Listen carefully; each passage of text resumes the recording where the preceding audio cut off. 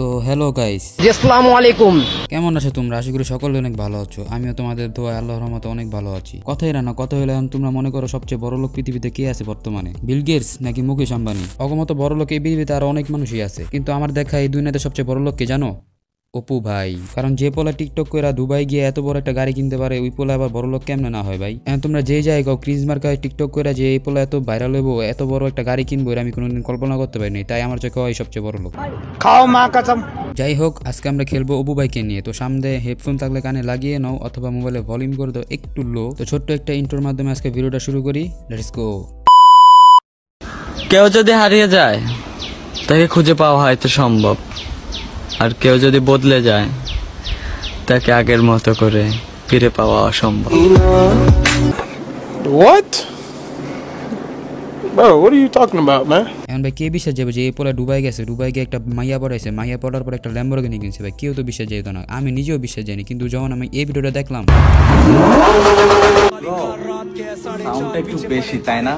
Lamborghini তো, কিন্তু চিন্তা করতেছি তোমাদের ঘুম আসবে তো নাকি ঘুম হারাম হয়ে যাবে।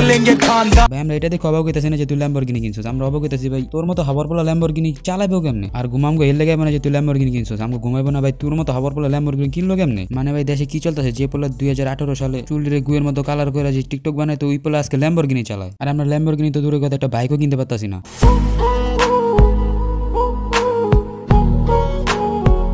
ল্যাম্বরগিনি কিনলো কেমনে? এই ঘটনা ঘাটাঘাটি করার পর আমি একটা রহস্য পেলাম। কয়দিন আগে ওমর আর ওর একটা গ্যাঞ্জাম লাগছিল, আমরা সবাই জানি। আর এই গ্যাঞ্জামের মাঝখানে আমাদের অপু ভাই একটা ভিডিও দেখেছিল যে ওর যদি 5 মিলিয়ন ভিউ উঠে তাহলে হয় নাকি মাইনা লইব যে ওমর একটা ব্র্যান্ড। আর আমরা সবাই জানি যে ওমরের একটা খুসামের কথা বলে ভিউ উঠে অনেক অনেক। আর এই সালে এত ভিউ কামায় টাকা পয়সা জমাইয়ে কিনছে একটা ল্যাম্বরগিনি। আর নাইলে ওর লগে যে একটা গাবি আছে, ওই গাবির বড় বড় চাঁদ পাহাড় দেখাই হয় মনে এত টাকা কামাইছে। আর নাইলে ভাই 2 বেলার ভাতের অভাবে যে পোলা চিকন আছে, ওই পোলা কেমনে গিয়ে দুবাই একটা গাড়ি কিনতে পারে? আর তোমাদের কি মনে হয় কেমনে দুবাই গিয়ে একটা গাড়ি কিনতে পারলো? তোমরা অবশ্যই কমেন্টে জানাই দিও। কয়দিন আগের কথা ভাই, যেমকা ওমরের সবাই খেপছিল, মানে সব টিকটকাররা খেপছিল, তখন কিন্তু ওমরের পাশে ওই আসছিল। সব টিকটকাররা যখন ওমরের উপর একবারে খেপে গেছিল, তখন কিন্তু একটা পেজে ভিডিও আপলোড করছিল, যে এটা দেখে আমি মনে করছি আলাদা ভালোই হয়ে গেছে। আর ভাই তখন এইসব করার কারণও আসলে একটা কারণ, আগে তো গাবি পালতো না, এখন তো গাবি পালে। আর আমরা সবাই জানি যে কয়দিন পর পর ওমর একটা বাস দেয় কাপ্পলা লাগো, সুতরাং ওই আগে তুই বুঝে গেছে যে ওই বাসটা খাইবো, তাই ওমরের পুটকিতে আঙ্গুল দিছে।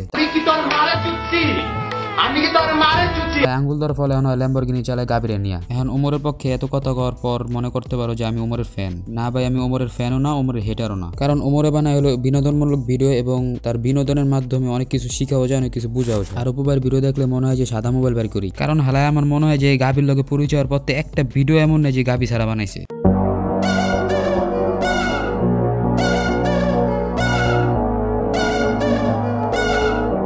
আর এই গাভীর লগে তো বড় বড় পাহাড় আর বড় বড় চাঁদ তো আছেই লগে, তো এমনটা করা স্বাভাবিকই।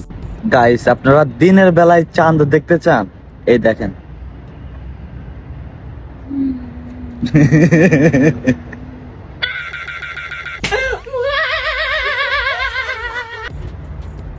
মাশাআল্লাহ দিলে চান্দি বড় বড়ই আছে, কিন্তু আল্লাহ জানে কবে জানি চান্দি আবার সূর্য হয়ে যায়। তো একদিন ভাই এমনি ইনস্টাগ্রামে রিল দেখতেছিলাম, তো হঠাৎ করে দেখি কি আর চাঁদের ভিডিও আসছে। তো ভিডিও দেখে একটা মাথা চিন্তা হলো যে এত মানুষের লিঙ্ক ভাইরাল হয়, কিন্তু এই হাওয়ার প্লাগও লিঙ্ক কেন ভাইরাল হয় না? যাই হোক, এখন অপু ভাইয়ের ফ্যানরা কইতে পারে যে কি খারাপ করে, এমন হয়তো কাপড় ব্লগই করে, এটা খারাপ কি? এত আপনার মাইন্ড খারাপ, কিন্তু ভাই সত্যি কথা বলতে আসলে আমার মাইন্ড খারাপ। আর আমার মাইন্ড খারাপ দেখে এই জিনিসটা আমি চিন্তা করছি যে কাপড় ব্লগ করার লেগেও বিয়া করা লাগে, কিন্তু সারা তো বিয়ার আগে সব কাম ছেড়ে লেতাছে। তো তোমরা যে যাই মনে করো, আমার দেখে কোনো লাভ নাই। ওমর সবসময় সত্যের পক্ষে থাকে, তাই আমরা ওর পক্ষেই আছি। যেদিন ওমর আবার খারাপের পক্ষে যাবো, আবার তুমি আবার ভালো পক্ষে যাবে, তখন আমরা তোমার পাশে থাকবো। তো তোমরা আবার এটা মনে করো যে রোস্টাররা সবসময় খারাপ নিয়ে কথা কয়, কোনো ভালো জিনিস নিয়ে কথা কয় না। আসলে আমরা রোস্টার, আমাদের কামই হলো মানুষের খারাপ দিকগুলোকে ধরাতে হবে। তো আজকের ভিডিওটা এই পর্যন্ত। যদি ভিডিওটা ভালো লাগে অবশ্যই একটা লাইক করে দিও, আর কমেন্টে জানাও যে নেক্সট কাকে নিয়ে আমরা খেলবো। তো ভিডিও শেষে এখন যাও তোমাদের নিজ নিজ বাড়ি, আর হ্যাঁ বাড়ি যারা কিন্তু সাবস্ক্রাইব করে দিও তাড়াতাড়ি। তো দেখা হবে তোমাদের সাথে অন্য কোনো একটি ভিডিওতে, ততক্ষণ পর্যন্ত ভালো থাকো, সুস্থ থাকো, বাই।